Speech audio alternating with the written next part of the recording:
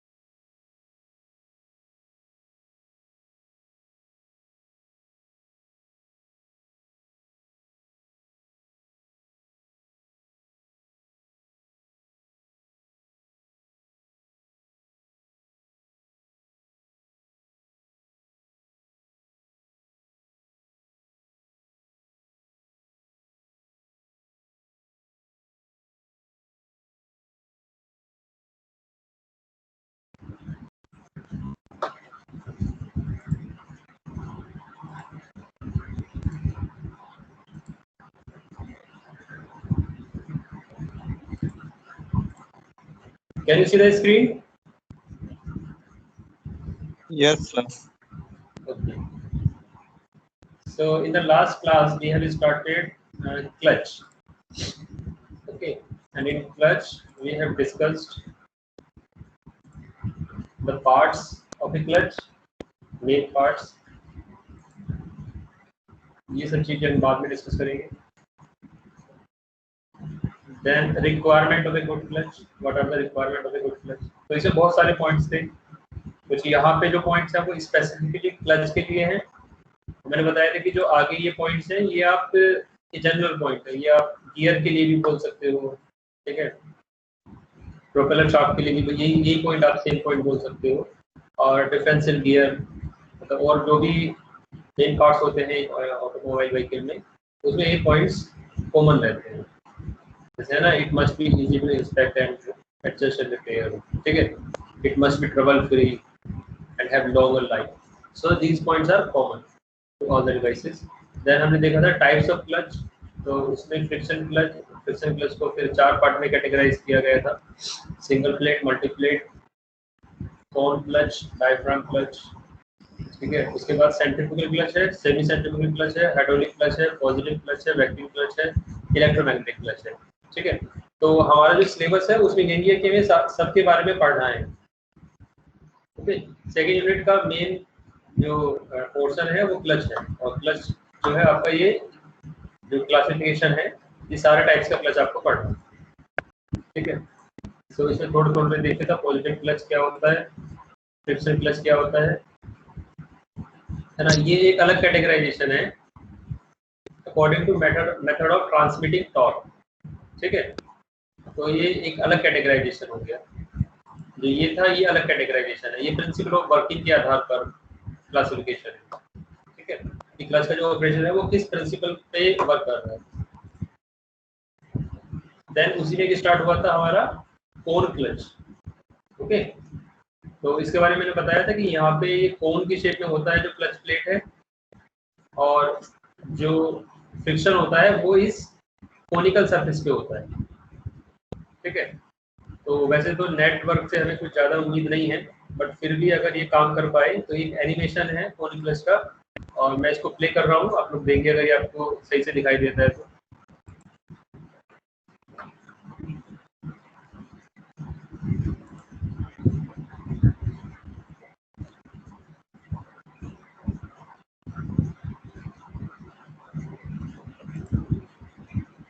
Are you able to see it?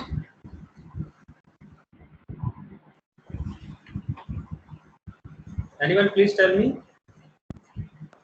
Yes, sir. Okay. So let me play it again.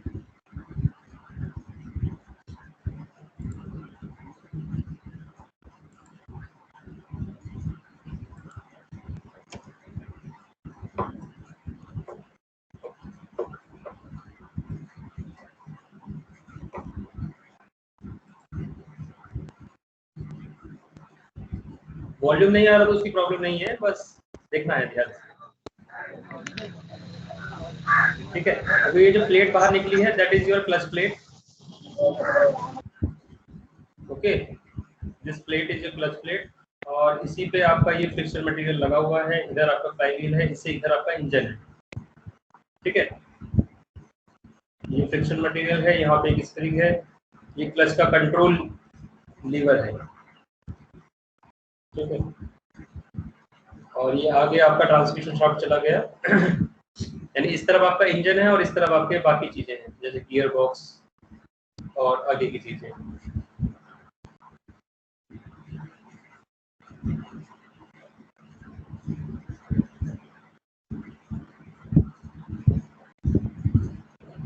आवाज आ रही है जो एक बैकग्राउंड में चल रहा है? हेलो सर, स्क्रीन प्रेजेंटिंग के टाइम पे साउंड नहीं आता है। Okay Yes, sir.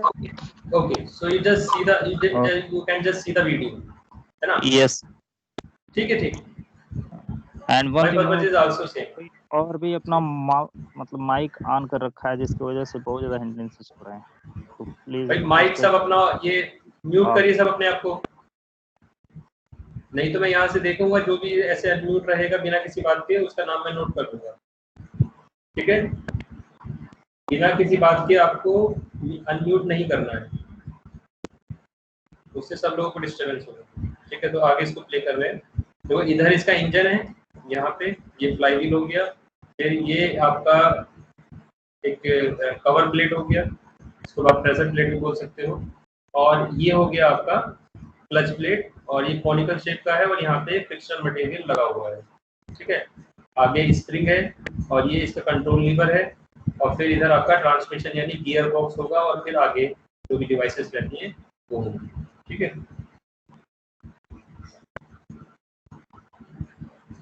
अभी क्या है, ये डिसएंगेज पोजीशन में है ना? यानी अगर ये फ्लाईव्हील घूम रहा है, ये ब्लू वाला हिस्सा घूम रहा है, बट ये आगे मोशन नहीं जाएगा, ठीक है?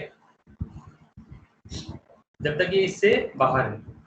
जैसे ही आपने इसको प्रेस किया यहाँ पे, ये जैसा कंट्रोल है, ठीक है, तो ये इसके कॉन्टेक्ट में चला गया।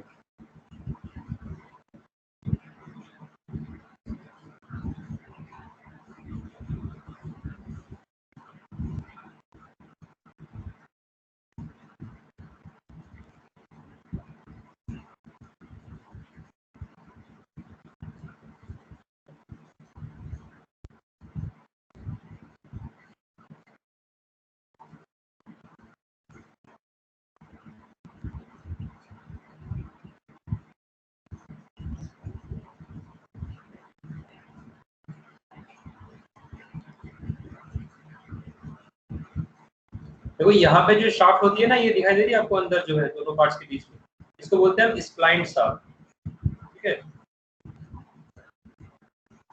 स्प्लाइंट शाफ्ट। और इसी के ऊपर क्या है कि ये जो ऐसे मूवमेंट करता है ये हमारा क्लच प्लेट, ऐसे ऐसे इस तरफ ये इजीली हो पाता है, ओके?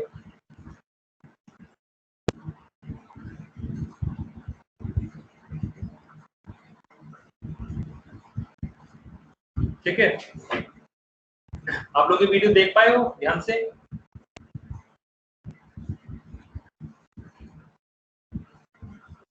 हाँ हेलो, यस सर, देख लिए। हाँ देख पाए हो ना आराम से?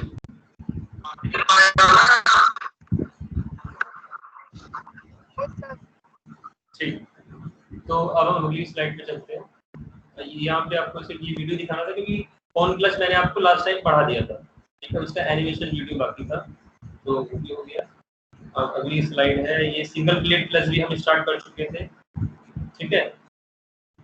ये भी मैंने आपको समझा दिए थे। ये बीच में आपकी क्लच प्लेट है, इधर आपका फ्लाई व्हील है और इस तरफ आपका प्रेशर प्लेट है, ठीक है? और ये इसका कवर हो गया जो हमारे पूरे तीनों पार्ट्स को एक तरह से प्रोटेक्ट करके रखता है, ठीक है? तो ये है आपका सिंगल प्लेट क्लच। फिर इसके एक एक कंपोनेंट्स को हमने देखा था, पूरा ओपन कर दिया था, इसका पूरा मुंह खोल दिया था, ठीक है? तो इसमें ये इस तरह से स्प्रिंग्स होते हैं। जो आपकी क्लच प्लेट होती है उसमें भी ऐसे स्प्रिंग लगे होते हैं हॉरिजॉन्टल डायरेक्शन में, ठीक है? ये होते हैं कि जो आपके शॉक आते हैं क्लच प्लेट पे उसको एब्जॉर्ब कर ले, एब्जॉर्ब करके डिसिपेट कर दे, ठीक है? Then next slide.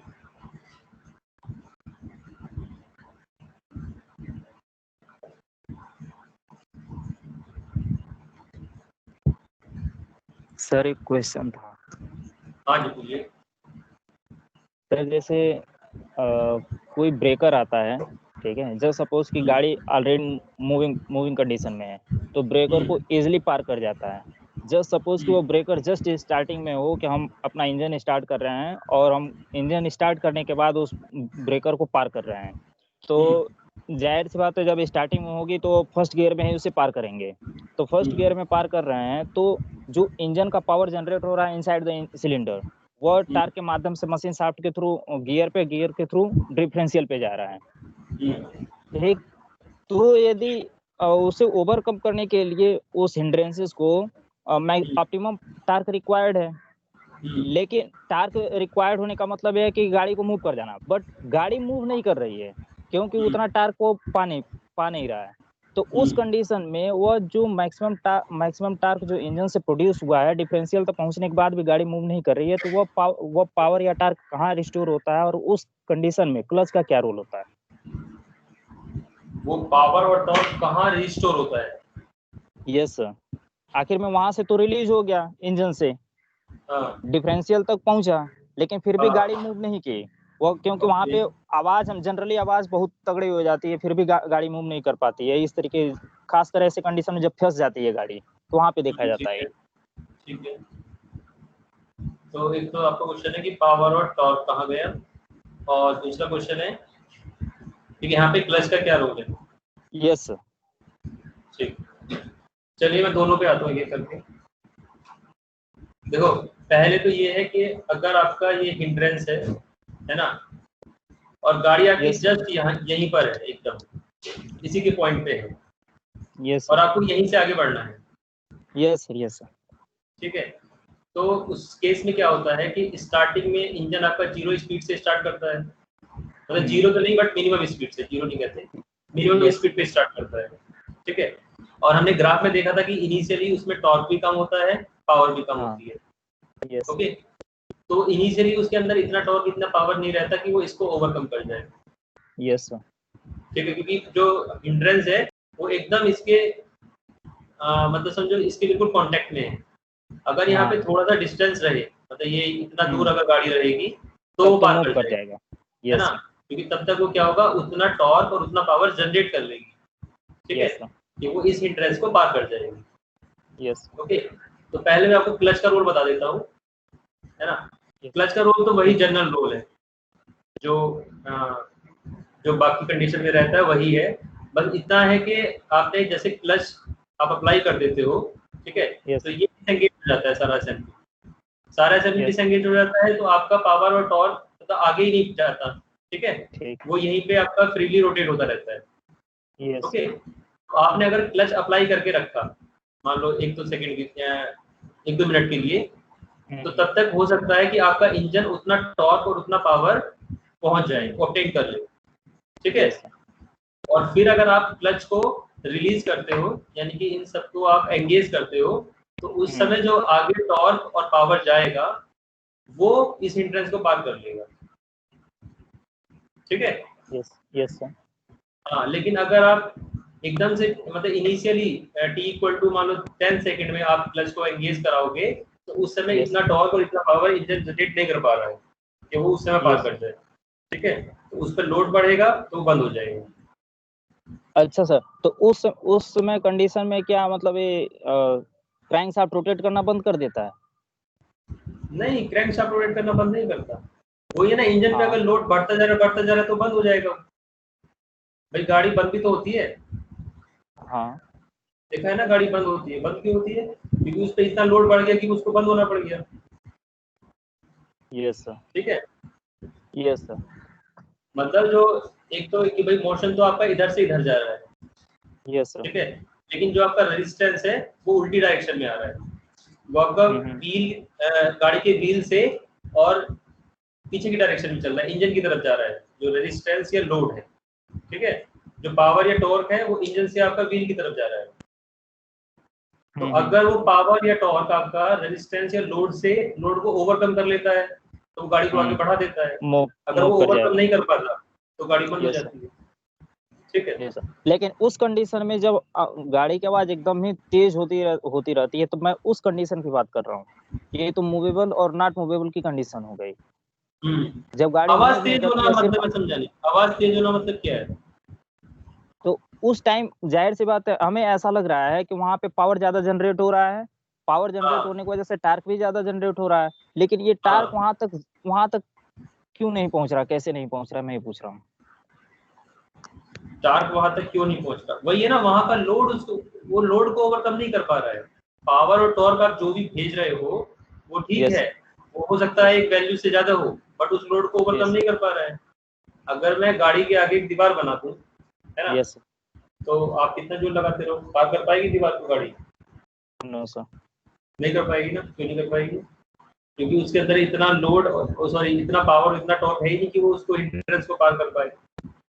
ठीक है। यस सर, अब वो यस रिस्टोर कहीं नहीं होता, वो सारा लॉस हो रहा है। यस सर, ठीक है। जो रिस्टोर हो ओके सकता है किसी भी गाड़ी के अंदर, वो सिर्फ फ्लाई व्हील में होता है और कहीं नहीं होता। ओके उसके सर, बाद वो थैंक आपका पहिया देखा है, जैसे कभी किसी लोडिंग कंडीशन में घूमता है तो वहां पे कितनी हीट जनरेट होती है। ठीक है, क्योंकि यस वहां सर, पे वो टॉर्क और पावर बहुत सारी उसके पास है, बट वो सारी लॉस हो रही है। यस सर, ठीक है। ओके सर, तो रीस्टोर तो कहीं नहीं होता, ऐसा ओके कुछ सर, डिवाइस नहीं है किसी भी व्यक्ति के अंदर कि जहां वो रीस्टोर होता हो। वो कहीं ना कहीं लॉस हो जाएगा। हो सकता है आपका क्लच का प्लेट टूट जाएगा। ठीक है। यस सर, याद है, आप अगर ये इस तरह की जोर आजमाइश करोगे, हो सकता है गियर बॉक्स में कुछ टूट फूट हो जाएगा। Yes sir. है ना, ये ऐसे में सब चीजें खासकर प्रोपेलर शाफ्ट टूटते हैं। प्रोपेलर शाफ्ट टूट जाएगा, बिल्कुल होता है ये। यस सर, है ना। प्रैक्टिकली देखा इसलिए कह रहा हूँ। हाँ हाँ, होता है। Yes, okay sir, thank you. चलिए, ओके, थैंक यू। सो ये था आपका main component of single plate clutch. है ना। मेन कंपोनेंट आपको 3 तो जरूर याद रखने हैं, बाकी ये छोटे छोटे कंपोनेंट्स हैं, जैसे जो पिछले वाले डायग्राम में मैंने दिखाए थे ये। ठीक है। क्लच प्लेट, फ्लाई व्हील, और इधर प्रेशर प्लेट होती है उसको। ओके। देन ये एनिमेशन आपका सिंगल प्लेट क्लच का है ना, तो इसको भी एक बार देख लेते हैं। एनिमेशन देखने हैं या नहीं देखने हैं, सीधे भेज दूं मैं? सर दिखा दीजिए। हाँ ठीक, प्ले नहीं हो रहा शायद।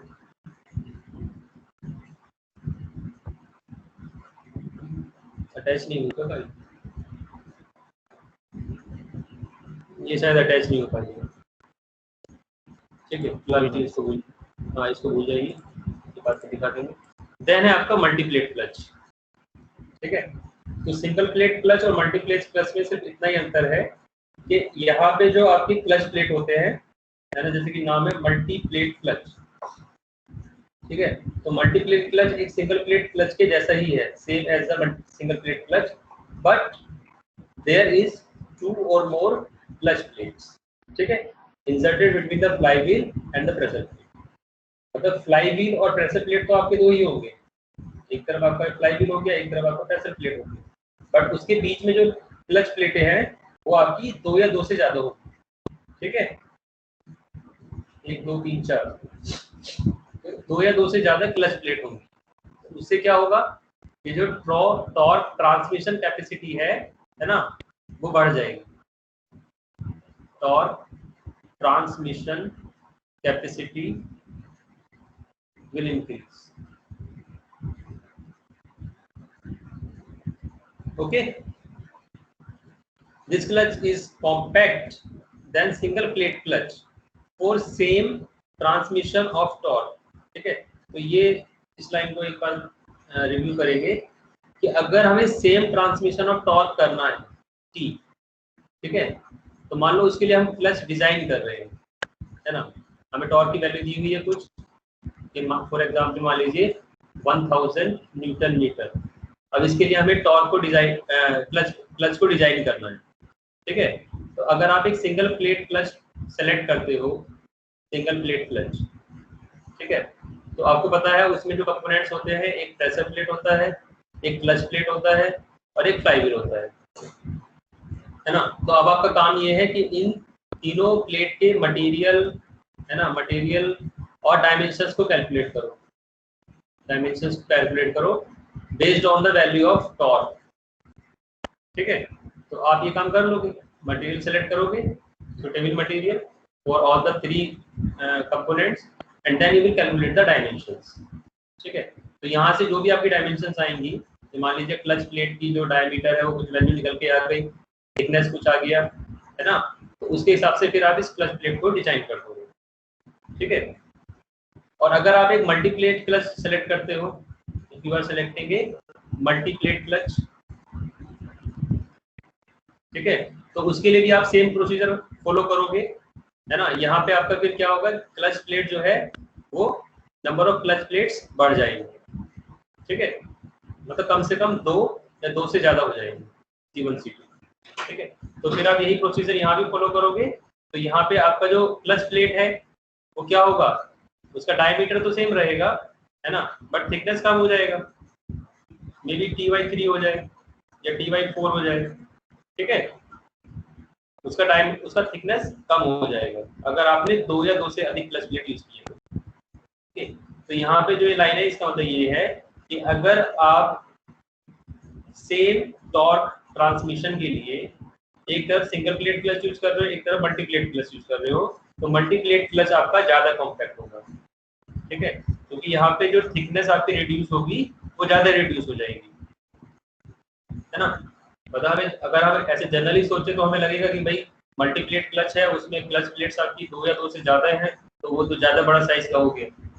ठीक है, बट उसमें क्या होता है कि यहाँ पे एफिशिएंसी बढ़ जाती है जब आप 2 या 2 से अधिक क्लच प्लेट यूज करते हो।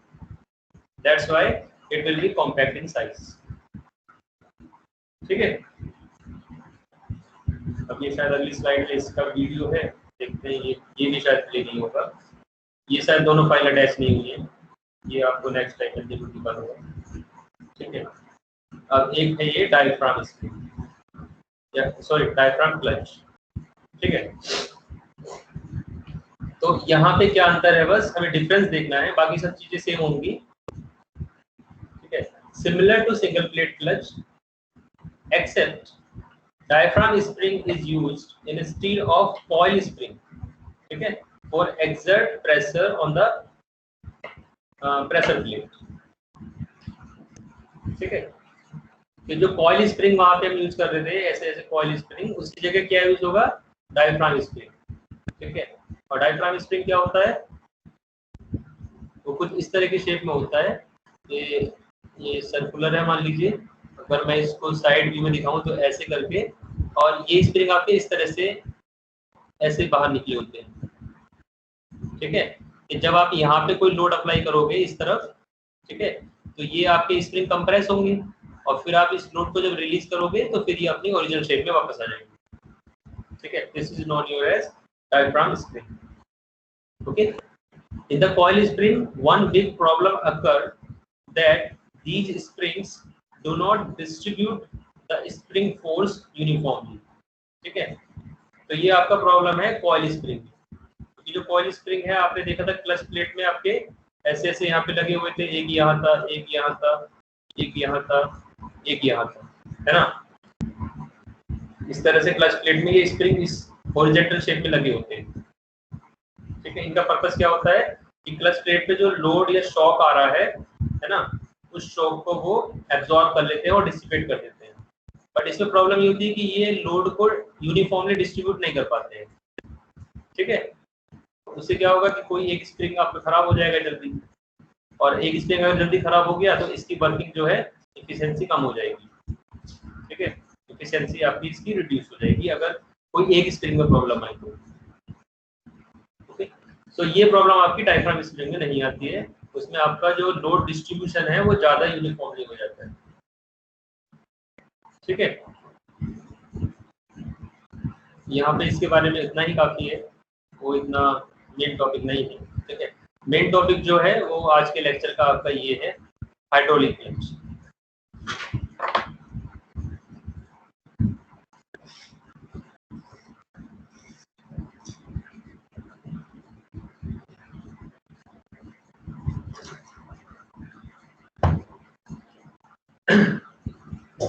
तो देखते हैं हाइड्रोलिक क्लच क्या है। सो this clutch is used, this clutch uses hydraulic fluid to transmit the torque. ठीक है,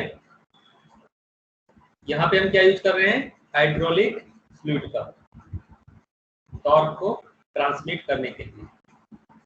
okay, there is no mechanical connection between the driving member and the driven member.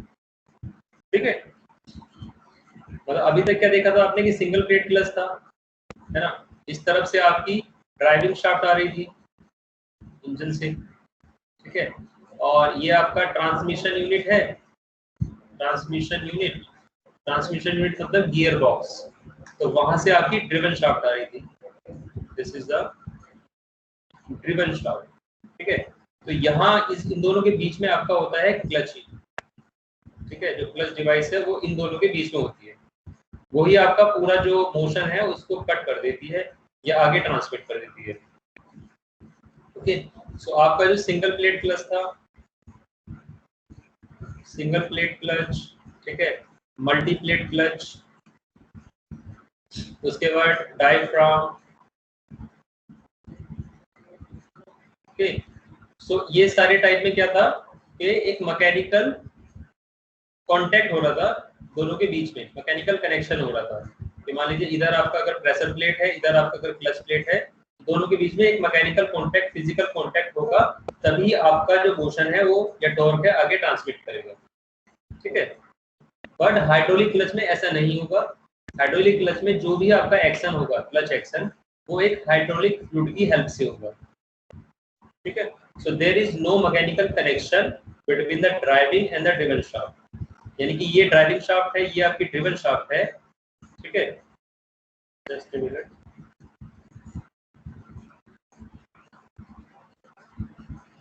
तो बीच में जो ये यूनिट्स है ना, ये आपका मान लीजिए सिर्फ अगर क्लच है, दिस इज योर क्लच, ठीक है, तो इसमें भी कंपोनेंट्स तो होंगे बट उनके बीच में कोई मैकेनिकल कनेक्शन नहीं होगा, है ना। इसके अंदर एक फ्लूइड भरा होगा और जो भी आपका मोशन या टॉर्क यहाँ से यहाँ ट्रांसमिट होगा वो इस फ्लूइड की हेल्प से होगा, जिसको हम बोलते हैं हाइड्रोलिक फ्लूइड। ठीक है, इसको हम बोलते हैं हाइड्रोलिक फ्लूइड। तो ये जो हाइड्रोलिक क्लच है, according to their design, this clutch is subdivided into two types. ठीक है, one is fluid coupling and another is hydraulic torque converter. Okay, and these two topics are most important topic of this, or you can say today's lecture, fluid coupling and hydraulic torque converter. So इन दोनों को हमें आज ही देखना है one by one. First of all, fluid coupling. What is the fluid coupling? ठीक है, उसके ये पॉइंट्स हैं, तो हम पॉइंट्स पढ़ने में टाइम वेस्ट ना करते हुए पहले इसके फिगर पे जाते हैं, बाद में पॉइंट्स पे आ जाएंगे। ठीक है, this is the diagram of a fluid coupling.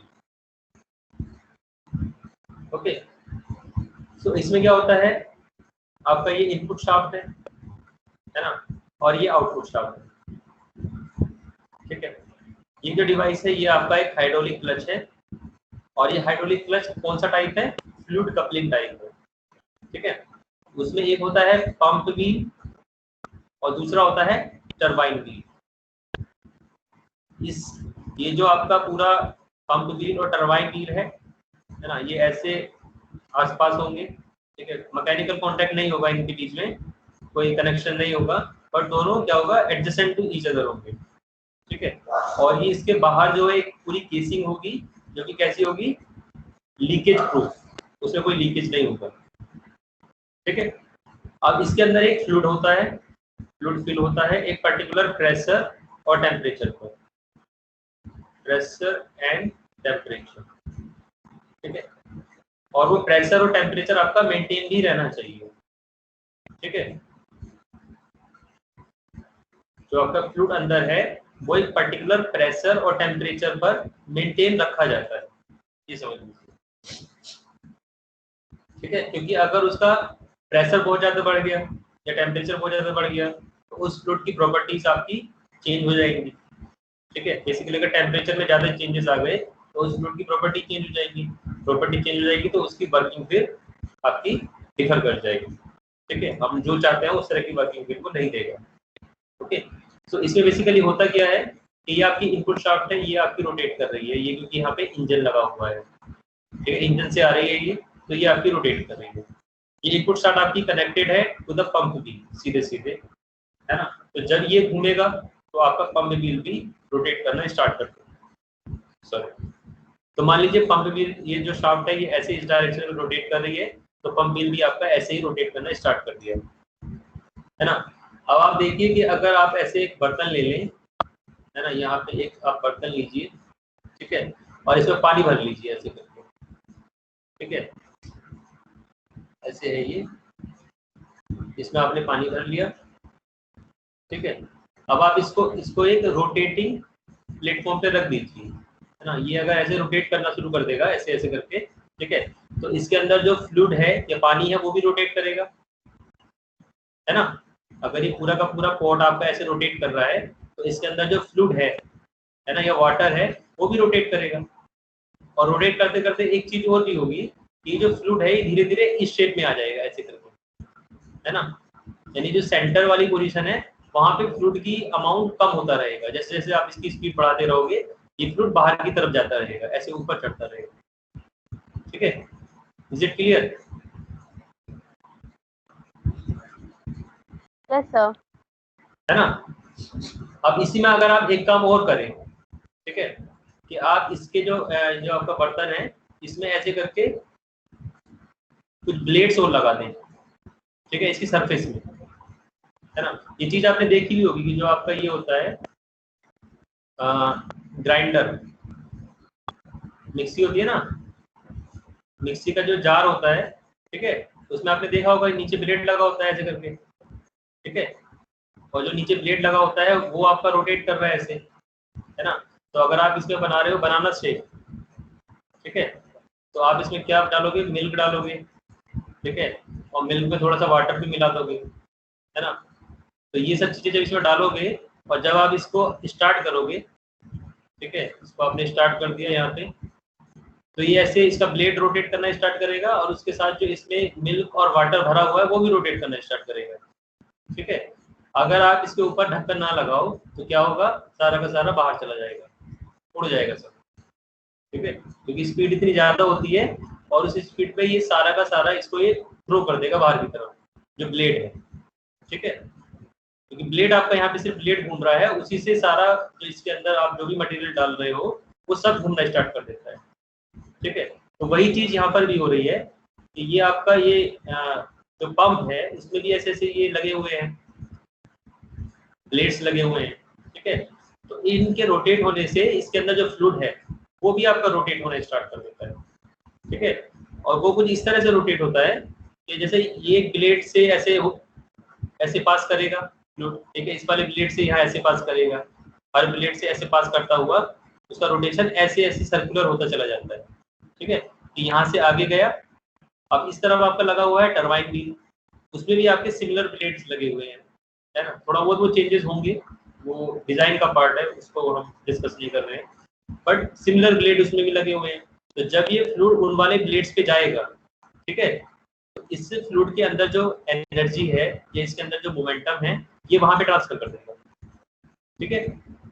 तो ये अपना मोशन टरबाइन ब्लेड्स को दे देगा। तो इस फ्लूइड के ऐसे रोटेट होने के कारण ये टरबाइन ब्लेड भी घूमना स्टार्ट कर देंगे, ठीक है, इनका भी रोटेशन स्टार्ट हो जाएगा in the similar direction, okay. तो ऐसे जब स्टार्ट होगा तो धीरे धीरे जो आपकी आउटपुट शाफ्ट है वो भी घूमना स्टार्ट कर देगी, ओके। समझ आ रहा है? Yes sir. ठीक। अब देखिए दूसरे डायग्राम में एक और दिखाया है यहाँ पे क्या किया, इसको ऐसे कट करके दिखाया हमने, है ना। इस वाले क्रॉस सेक्शन में पूरा ऐसे कट कर दिया है, ऐसे करके नीचे को पूरा कट कर दिया। तो यहाँ पे जो आपको सिर्फ दिख रहा है कि जो आपका ऊपर वाला पोर्शन है ना, यहाँ पे भी फ्लूइड आपका ऐसे ऐसे घूम रहा है, ठीक है, इस तरह से, और नीचे वाले पोर्शन में फ्लूइड आपका ऐसे ऐसे घूम रहा है, ठीक है। तो उससे क्या हो रहा है कि दोनों में ही आपका मोशन ट्रांसमिट हो रहा है, okay.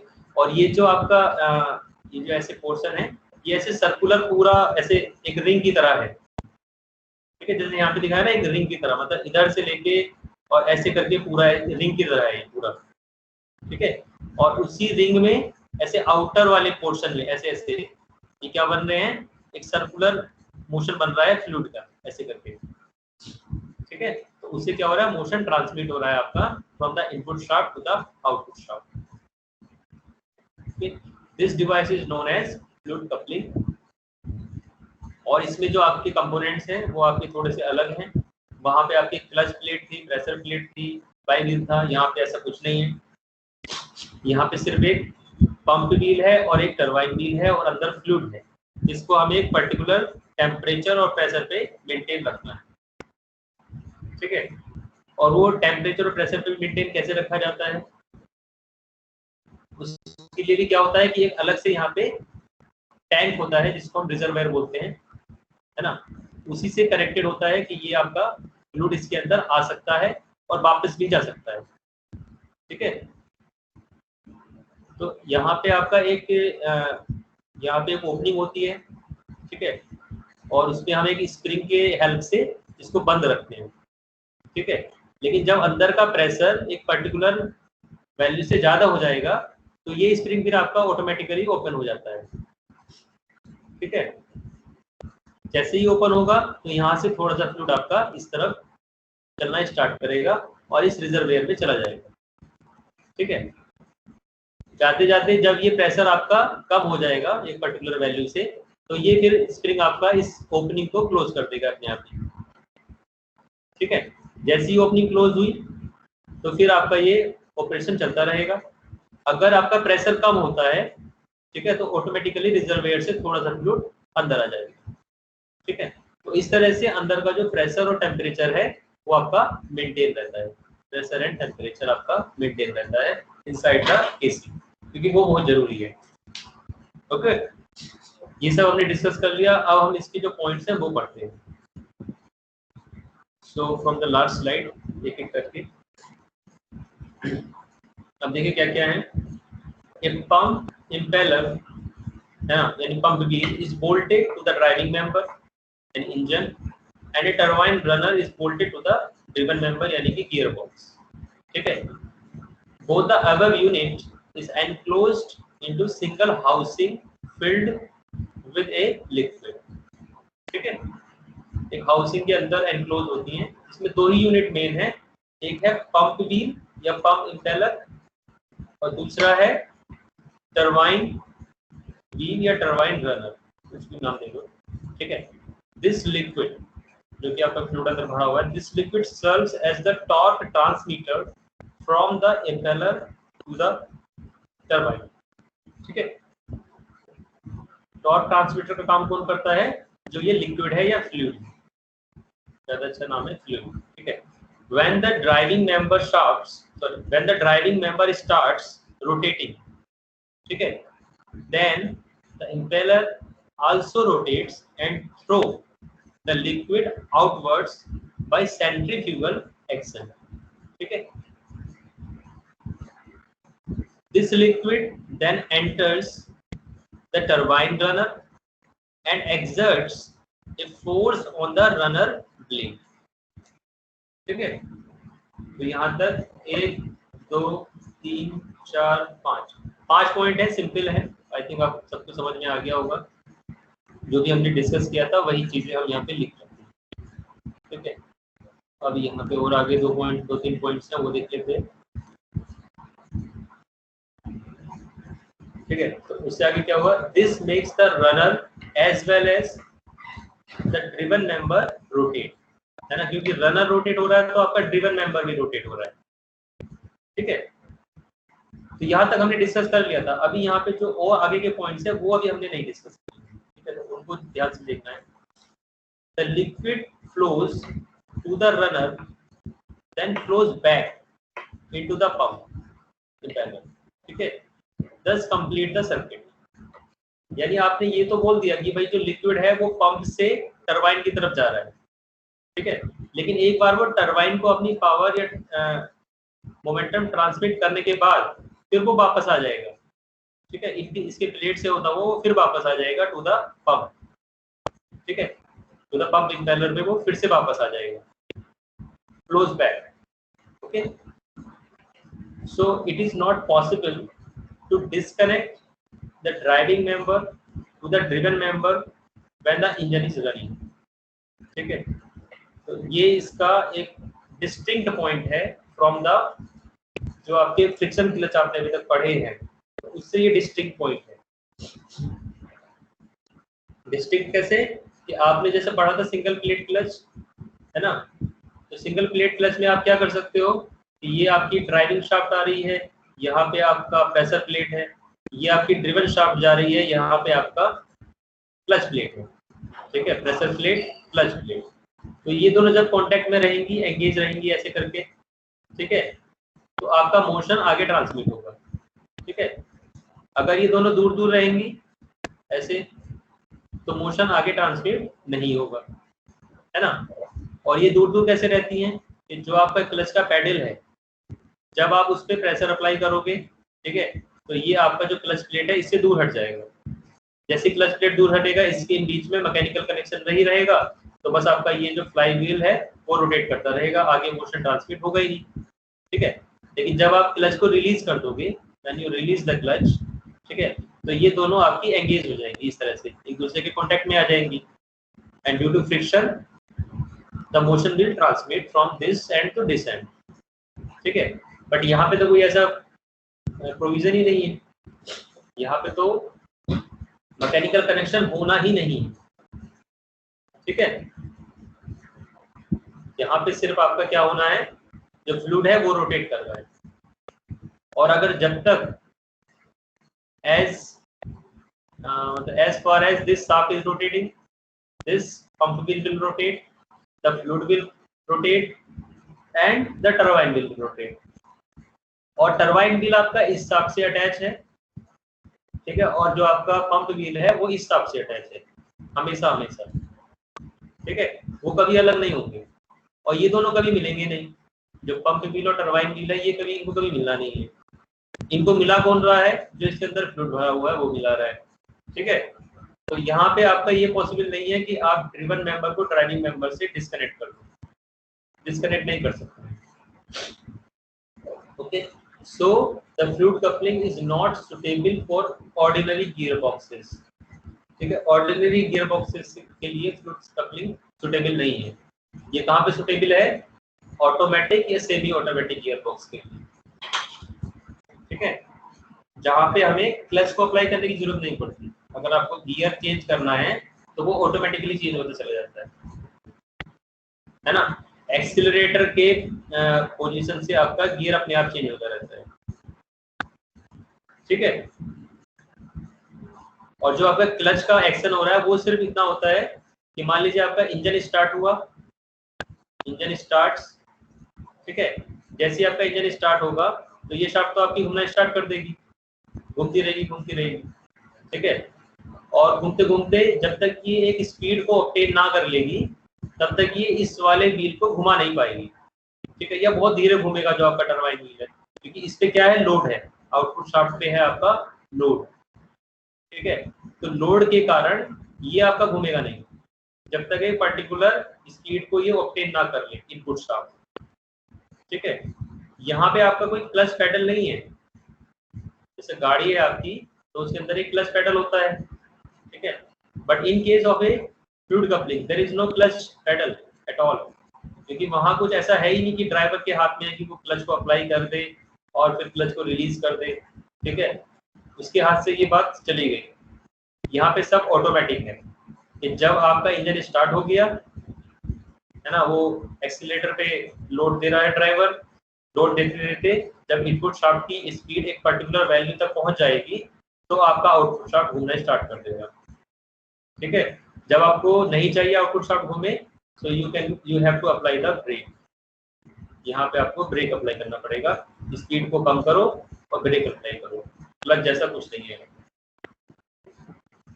Is it clear?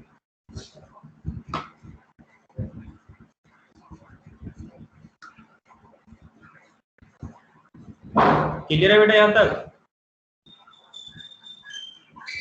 Yes sir. Yes sir. ये बस 2-3 बच्चे हैं, इन्हीं की आवाज आती है मुझे। Yes sir. हाँ यस सर। हाँ यस सर। ठीक है, yes sir. Yes okay sir. Okay yes sir. Thank you. Yes sir.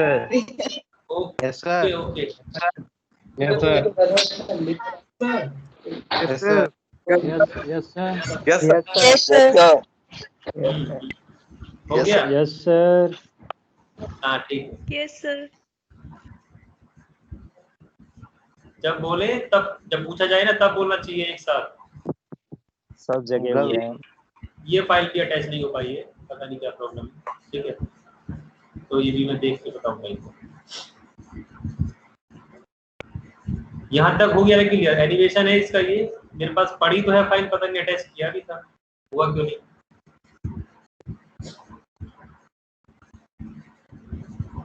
ठीक है, वैसे YouTube पे आपको इन टॉपिक्स पे बहुत सारे वीडियोस मिल जाएंगे, फ्लूइड कपलिंग पे भी है ना, फ्लूइड कपलिंग पे और हाइड्रोलिक टॉर्क कन्वर्टर पे। तो कोई अच्छा सा एनिमेशन एक बार जरूर देख लीजिएगा, कि उससे थोड़ा पिक्चर और क्लियर हो जाती है कि सारा प्रोसेस कैसे हो रहा है। ठीक है, जो अगला टॉपिक है वो है आपका टॉर्क कन्वर्टर। तो इसको देख लेते हैं आज, टॉर्क कन्वर्टर क्या है।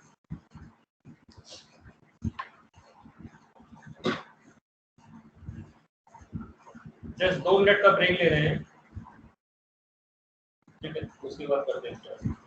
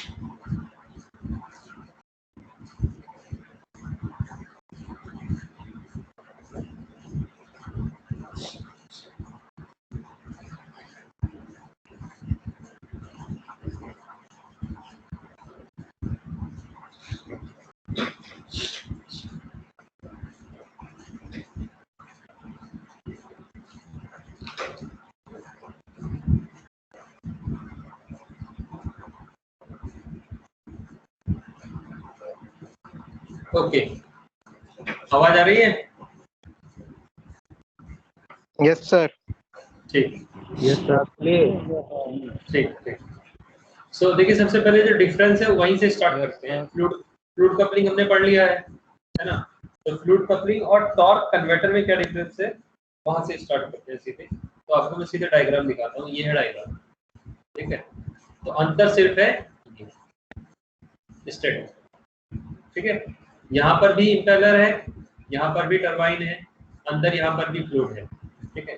बट इंपेलर और टरबाइन के बीच में क्या है, स्टेटर, ठीक है। एक डिवाइस है स्टेटर, उसका काम क्या है कि ये आपका रोटेट करेगा impeller, because it is connected to the input shaft coming from the engine, ठीक है। ये आपका रोटेट कर रहा है, इसके रोटेट होने के कारण क्या करेगा, ये जो फ्लूइड है वो आपका फ्लो होगा, ठीक है। And fluid will go directly to the turbine shaft और द टरबाइन ब्लेड्स, ठीक है। जैसे वो टरबाइन ब्लेड के ऊपर जाएगा, टरबाइन को रोटेट करा देगा, ठीक है। तो आपकी जो आउटपुट शाफ्ट है वो रोटेट करना स्टार्ट कर देगी। लेकिन जब वो फ्लूइड वापस आएगा from the turbine to the impeller, तो वो इस स्टेटर से होता हुआ आएगा, ठीक है। उसकी वजह से क्या होगा कि जब ये फिर से वापस इंपेलर पे जाएगा फ्लूइड आपका, तो एक सही डायरेक्शन में एंटर करेगा, जिससे कि वापसी में भी थोड़ा सा ये मोमेंटम इंपेलर शाफ्ट को दे देगा, ठीक है। समझ में आ रहा है? अभी तक क्या हो रहा था फ्लूइड कपलिंग में, ऐसे 8 बना हुआ है, फ्लूइड कपलिंग जो है आपका 8 ऐसे है ना, तो ये फ्लूइड ऐसे रोटेट कर रहा है जस्ट, ठीक है। तो यहाँ पे बहुत सारे आपके लॉसेस होंगे, ठीक है, और उन लॉसेस की वजह से आपका जो फ्लूइड का टेम्परेचर एंड प्रेशर है वो इंक्रीज होगा, ठीक है, इन case of fluid coupling.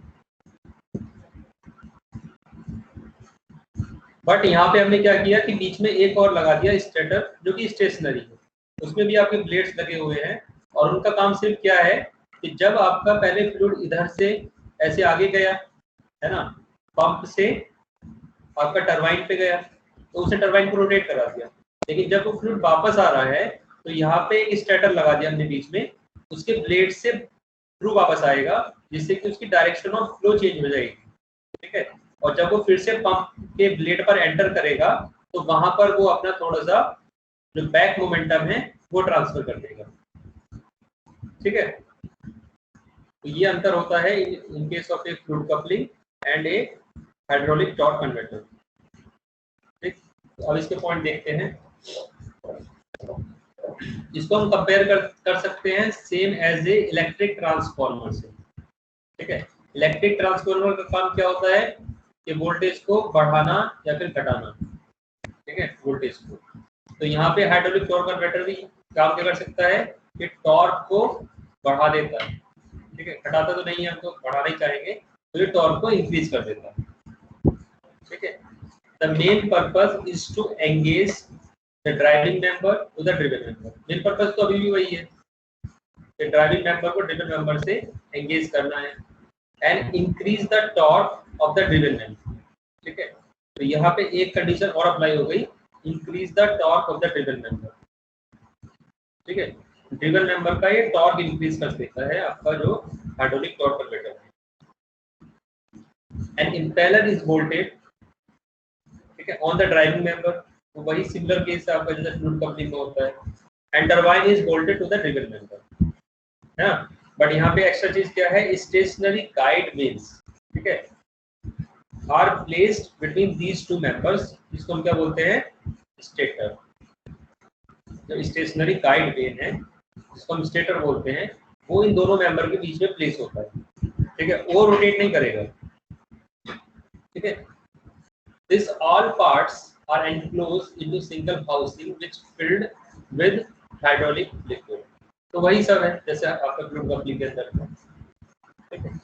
This liquid flowing from the impeller to turbine, ठीक है, exerts a torque on the stationary guide vanes which changes the direction of the liquid, thereby making possible the transformation of torque and speed,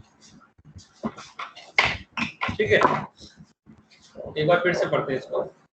The liquid flowing from the impeller, impeller मतलब input shaft है ना, वहां से flow करता है to the turbine rudder, ठीक है, and exert a torque, वहां पे टॉर्क एक्सर्ट करता है, ठीक है, on the stationary guide wheels, ठीक है, और वो उसकी क्या करता है डायरेक्शन चेंज कर देगा लिक्विड की, है ना, कि लिक्विड आपका यहाँ से यहाँ गया, इधर आपका इम्पेलर है, इधर आपका टरबाइन है, तो ये फिर यहाँ से यहाँ वापस आएगा, ठीक है, अपना टॉर्क एक्सर्ट कर देगा और फिर वापस आएगा, इसकी डायरेक्शन चेंज हो जाएगी, thereby making possible the transformation of the torque and speed।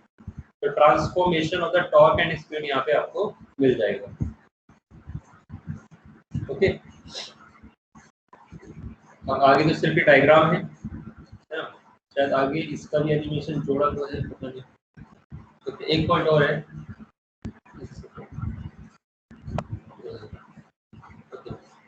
so the difference of torque between impeller and turbine depends upon these stationary guide vanes, जो कि बीच में आपकी लगी हुई है ये, है ना। यहाँ पे क्या है कि आपका जो इम्पेलर है उस पे कुछ टॉर्क है, ठीक है, और जो आपका टरबाइन है उस पर कुछ टॉर्क है, ठीक है। तो वैसे तो जो आपका क्लच होता है ना, वो लगभग सिमिलर टॉर्क ट्रांसमिट कर देता है। उसका काम नहीं है कि टॉर्क और स्पीड को वेरी करना, है ना। तो स्पीड वेरी करता है वो कौन करता है? वो करता है आपका गियर, जो गियर बॉक्स होता है, ठीक है। ये जो ट्रांसमिशन डिवाइस है उसका काम है कि स्पीड को कम करना है ज़्यादा करना। और हमने देखा था जो स्पीड और टॉर्क का डायग्राम देखा था, स्पीड, टॉर्क और पावर का। तो हमने देखा था कि स्पीड के साथ आपका टॉर्क कैसे वेरी करता है ना। मतलब एक स्पीड से आपका टॉर्क पर्टिकुलर वैल्यू से स्टार्ट होता है, फिर धीरे धीरे वो बढ़ता है, मैक्सिमम पहुंच जाता है, और फिर जैसे ही आप स्पीड आगे बढ़ाते चले जाओगे टॉर्क आपका लगातार कम होता चला जाएगा। ये चीज हमने देखी थी फर्स्ट यूनिट में जो लास्ट लेक्चर किया था, याद है?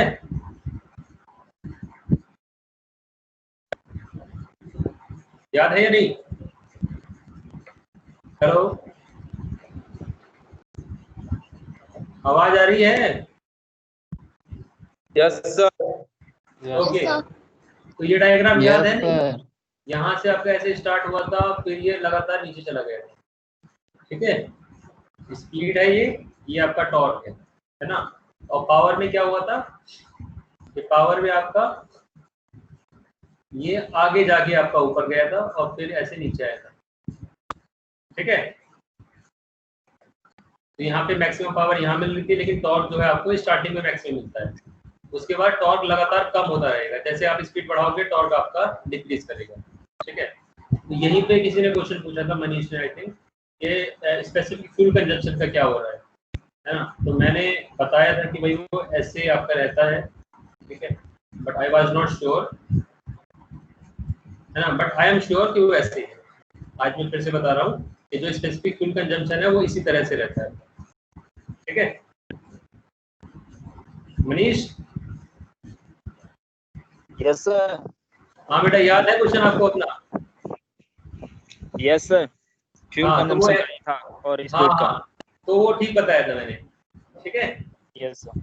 फ्यूल कंजम्पशन आपका इसी तरह से होता है कि स्टार्टिंग में आपका ज्यादा फ्यूल कंज्यूम होता है, जो आपका बीच वाला जोन है पावर जोन, वहां पे सबसे कम फ्यूल कंज्यूम होता है, ठीक है। Yes, और फिर लास्ट वाले में फ्यूल कंजम्पशन बढ़ जाता है, यस सर। ठीक है। अच्छा सर, तो किसी के स्पीडोमीटर पे जो ग्रीन रेंज बना होता है अप टू 40 या अप टू 60, तो क्या यही पावर बैंड होता है उसमें? हाँ, कह सकते हो, वही होता है, ठीक है। उससे Yes. सही कह रहे हो, वो ग्रीन जोन बना होता है, तो वो इकोनॉमिकल स्पीड है ना, जो मिडिल वाला पोर्शन है पावर बैंड। हाँ, ठीक है। बट देखो यहाँ पे क्या हम डिफरेंस बता रहे थे कि एक जो हाइड्रोलिक टॉर्क कन्वर्टर होता है उसमें टॉर्क आपका एक सा नहीं होता दोनों शाफ्ट में, ठीक है। मेनली मतलब ड्यूरिंग द ऑपरेशन जो आपका आउटपुट शाफ्ट है उस पे टॉर्क ज्यादा होता है देन द इनपुट शाफ्ट। यही आपकी विशेषता है ये हाइड्रोलिक फ्लूइड कन्वर्टर की। हाइड्रोलिक फ्लूइड कन्वर्टर की जो विशेषता है वो यही है कि जो आपका टॉर्क है वो इंक्रीज कर जाता है।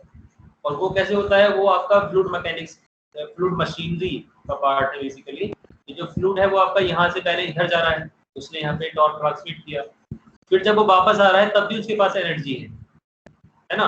ऐसा नहीं कि सारा का सारा वो इधर दे के आ गया, उसके पास एनर्जी या मोमेंटम तब भी है जब वो वापस आ रहा है। और जब आपने बीच में एक स्टेटर लगा दिया फॉर द गाइड वेन्स, है ना, तो वो फिर जब वापसी वाला टॉर्क है वो इस इनपुट शाफ्ट को दे देगा, ठीक है। तो इनपुट शाफ्ट आपकी जितना इस पे पावर या मोशन आ रहा था, ठीक है, जितना पावर या स्पीड आ रही थी उससे ज्यादा पावर या स्पीड इसको रोटेशन में मिलना स्टार्ट हो जाएगी, ठीक है। समझ में आ रहा है? मतलब पावर या स्पीड जितना इस शाफ्ट पे आ रही है यहाँ से इंजन से इस इनपुट शाफ्ट पे, उसी से आपका ये इम्पेलर रोटेट कर रहा है ना। बट हुआ क्या कि फ्लूइड आपका यहाँ से आगे गया टरबाइन पे, उससे टरबाइन को रोटेट करा दिया, ठीक है, टरबाइन आपका घूमना स्टार्ट हो गया, ठीक है। लेकिन जब ये फ्लूइड वापस आया और थ्रू द स्टेटर होता हुआ फिर जब इसमें एंटर किया तो उसने इसको भी मोमेंटम दिया है, ठीक है। तो फ्लूइड आपका सिर्फ ये नहीं कि यहाँ से मोमेंटम सिर्फ ले रहा है, वो वापस भी दे रहा है, ठीक है। तो वापस देने से कारण क्या हो रहा है कि जो आपकी पावर और स्पीड जो इस पे आ रही है तो स्पीड आपकी इससे भी बढ़ जाएगी, due to the backward flow of the fluid. ठीक है, उसके कारण फिर जब वापस जाएगा तो ये उससे ज्यादा मोमेंटम या पावर मोमेंटम लेके जाएगा जितना इसको यहां से मिल रहा था।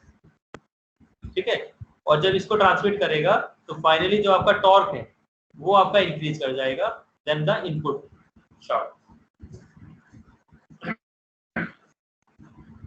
समझ में आ रहा है? ठीक है, यस सर। जो इनपुट शाफ्ट पे आपका टॉर्क है, आउटपुट शाफ्ट का टॉर्क उससे ज्यादा हो जाएगा। Please mute yourself. कौन है लेक्चर कर रहेगा, घूमने देंगे गाड़ी सीधे प्रैक्टिकल कर रहा है कोई? ठीक है, नहीं सर, रोड पे आते जाते रहती है गाड़ी। अच्छा अच्छा, ठीक ठीक, चलिए। सो जो इनपुट शाफ्ट पे आपका टॉर्क है ना, आउटपुट शाफ्ट का टॉर्क उससे ज्यादा हो जाएगा। ये आपका आउटपुट शाफ्ट है। ओके, अब देखते हैं इसका एनिमेशन भी अटैच तो किया है, चलेगा नहीं चलेगा। एक पॉइंट और है, the hydraulic torque converter serves the function of clutch as well as automatic gearbox. Okay, मतलब यहाँ पे आप अगर हाइड्रोलिक टॉर्क कन्वर्टर लगा रहे हो तो एक जो आपका कन्वेंशनल लेआउट था कि पहले आपका क्लच था, फिर यहाँ पे आपका ट्रांसमिशन यूनिट या गियर बॉक्स था। ठीक है, तो अगर आपने हाइड्रोलिक टॉर्क कन्वर्टर लगा दिया तो ये दोनों आपको निकाल दो। ठीक है, सीधे सीधे बस एक हाइड्रोलिक टॉर्क कन्वर्टर लगा दो, हाइड्रोलिक टॉर्क कन्वर्टर, तो वो इन दोनों का ही जो फंक्शन है उसको फुलफिल कर देगा। ठीक है, आपको वो जो गियर बॉक्स का काम होता है to vary the speed and torque, ठीक है, वो भी आपको यहीं से मिल जाएगा ऑटोमेटिकली। ठीक है, लेकिन ये याद रखना ये सब ऑटोमेटिक है, यहाँ पे ऐसा कुछ नहीं है कि कोई पैडल होगा। ठीक है, ये क्लच नाम का कोई पैडल होगा गाड़ी के अंदर और ड्राइवर ने इसको प्रेस किया तब आपका ये क्लच का ऑपरेशन होगा, नहीं, ऑटोमेटिक चलता रहेगा। ना ही कोई गियर बॉक्स होगा। ठीक है, नो गियर बॉक्स, है ना, गियर बॉक्स भी नहीं होगा, वो भी आपका ऑटोमेटिक चलता रहेगा। ऑटोमेटिक बस इस तरह से चलेगा कि जैसे आपका इंजन जैसे स्टार्ट हुआ तो वो एक मिनिमम स्पीड पे स्टार्ट होगा, एन मिनिमम, है ना, तो उस समय आपका ये सब घूमना जस्ट स्टार्ट किया है तो आउटपुट शाफ्ट को रोटेट नहीं कर पाएगा स्टार्टिंग में। ठीक है, तो मतलब स्टार्टिंग में फॉर मान लीजिए t इक्वल टू 30 सेकेंड्स तक आपका व्हीकल मूव करना स्टार्ट नहीं करेगा, या वो इतना sufficient power and torque generate नहीं कर लेगा कि वो गाड़ी को आगे बढ़ा सके, है ना, ये लोड को ओवरकम कर सके। तो आफ्टर दिस टाइम, मतलब मान लीजिए for example t equal to 30 second के बाद इसके बाद इतना पावर और टॉर्क हो जाएगा कि आपका जो आउटपुट शाफ्ट है उसको वो पावर और टॉर्क मिलना स्टार्ट हो जाएगा, तो गाड़ी आपकी आगे बढ़ना स्टार्ट कर देगी, है ना। पर जैसे जैसे आप ये बढ़ाते चले जाओगे, जो आपका इंजन है उसका जो पावर है और टॉर्क है जैसे जैसे बढ़ता चला जाएगा तो ये ऑपरेशन आपका बहुत फास्ट होता रहेगा। ठीक है, तो उससे क्या होगा, आपका जो वगैरह में यही टॉर्क कन्वर्टर ही यूज होता है क्या, गियर बॉक्स की जगह? किसमें? स्कूटी वगैरह में? हाँ, स्कूटी में यही यूज होता है। तो गियर बॉक्स की जगह यही टॉर्क कन्वर्टर होता है ना? देखो मैं ये श्योरिटी के साथ नहीं कह सकता, या तो टॉर्क कन्वर्टर होगा या फ्लूइड कपलिंग, दोनों में से कोई एक चीज होगी।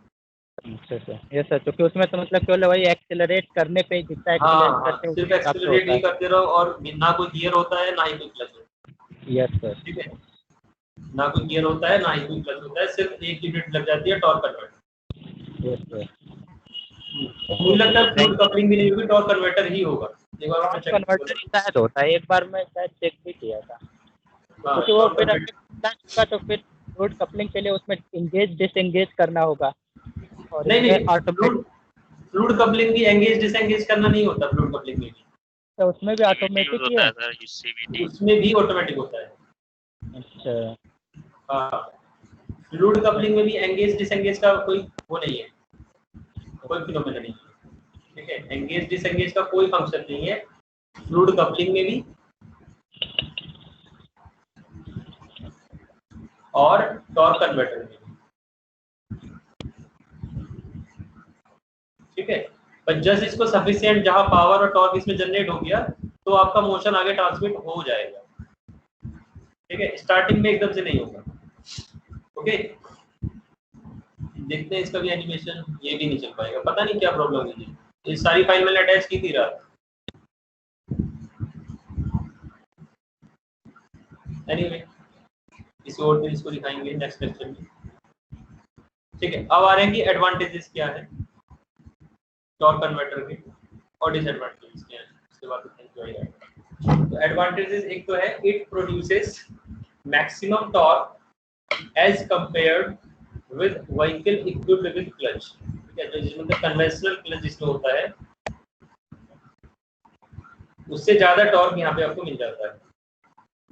ठीक है, it removes the clutch pedal. Clutch pedal आपका रिमूव हो गया। ठीक है, तो आप समझ रहे हो कि क्लच पेडल होगा, फिर उससे कनेक्टेड ऐसे करके कुछ लिंकेज होंगे, स्प्रिंग होंगे, है ना, और फिर वो जाके आपका लीवर पे कनेक्ट होते हैं जहाँ पे फिर आगे क्लच प्लेट होती है। ठीक है, तो ये सब आपका गायब हो गया, इतना सारी चीजें सब आपको नहीं लगानी।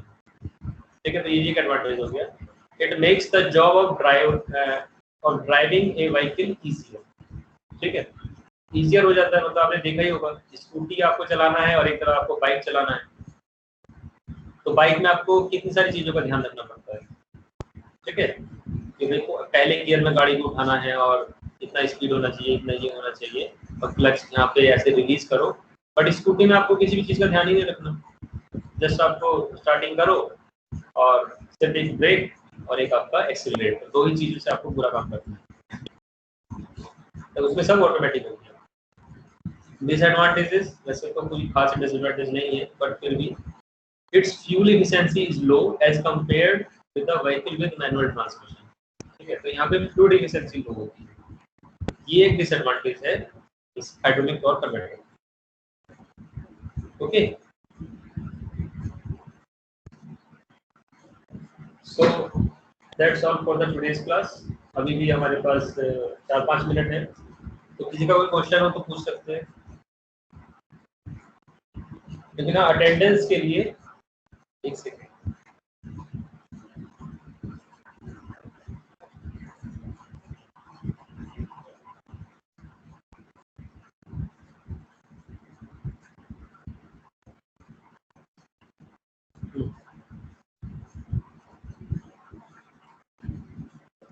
कितने लोग जुड़े हुए हैं? 115।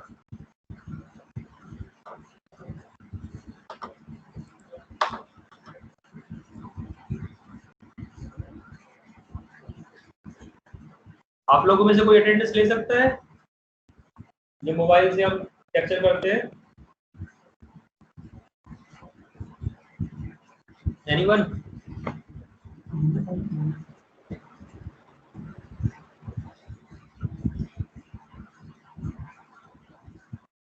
Hello hello, yes sir. हाँ बेटा, आप लोगों में से कोई अटेंडेंस ले सकता है? वो एक्चुअली वो प्रॉपर्टी मेरे मोबाइल में नहीं है, जो स्क्रॉल करके सारा कौन ले सकता है? मेरे में भी सेम प्रॉब्लम है, शेयर करने पे ब्लर हो जाता है, उसे अपलोड करना पड़ता है, फिर सेंड करना पड़ता है। और कोई?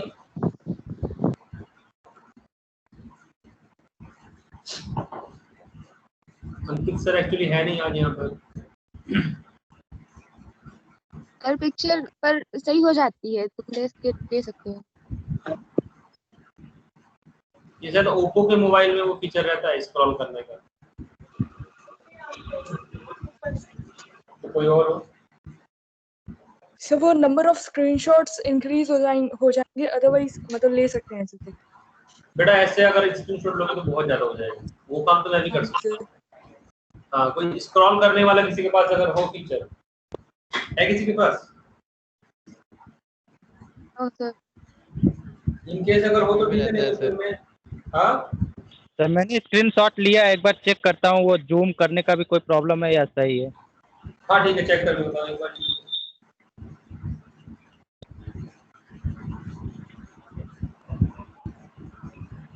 No sir. सर आपको सेंड करूँ? आप मुझे सेंड कर दो। सर स्क्रीन रिकॉर्ड करके जो स्क्रॉल वाली वो भेज सकते हैं, 15 सेकंड की आ रही है। सर ले लिया है। सर एक बार चेक कर लीजिए। हाँ आया मेरे पास। राइटिंग सही।